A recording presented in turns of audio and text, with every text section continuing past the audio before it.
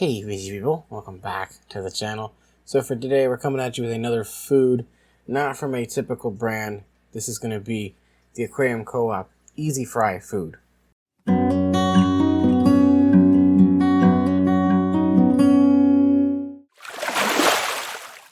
So first off, this, if you get the normal size, not the big pound bag, which you get the normal size, it comes in a little squeeze bottle.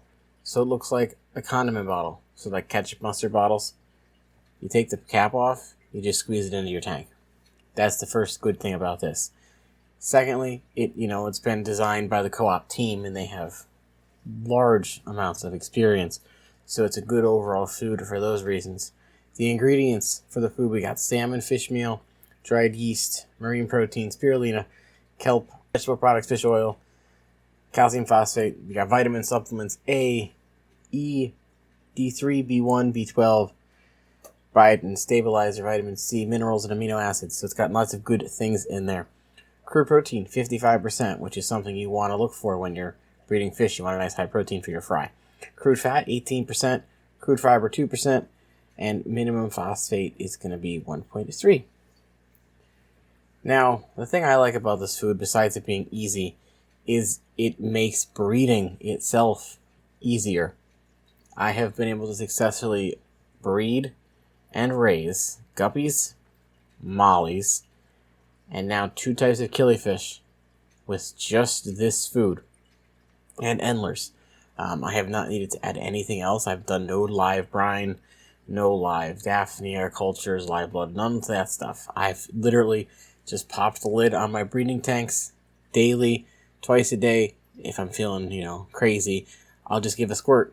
As long as the little top is full, just one squirt does my whole 20-gallon tank for my guppies. The fish breed based off of it. The fry pop out. The fry start eating it right away. So it's a very small, almost powdery food, similar to other fry foods out there. But you can also use it as just a regular food. If you have smaller fish, you can just use this to feed your tanks, along with other things, of course. But it's just a simple, easy-to-use food that if you want to get your hand into breeding some live bearers like mollies, platies, guppies, even swordtails. I want to use this on swordtails coming up here soon. I think it's just an overall good food if you're looking for something easy without having to do a live food culture. I believe I've heard people say they use this for betas too, not right away, but eventually after they get past like the vinegar eel stage. So it's a very versatile food that can be used for both breeding or just feeding your fish in general. It's got a nice high protein count. It's got good ingredients in there. So it's definitely one that if you want to try breeding certain things, definitely pick this up. Like I said, I've raised several different fish fries on this. The killifish surprised me. I thought that I would need a live food for them because that's what all the online research said, that you need a live food for the parents to want to breed. I've just been dosing the fry food from the co-op since I got it, or since I got the fish. And now I have like 6 killifish, garden rye killifish fry, and I've got 2 of my red stripe killifish.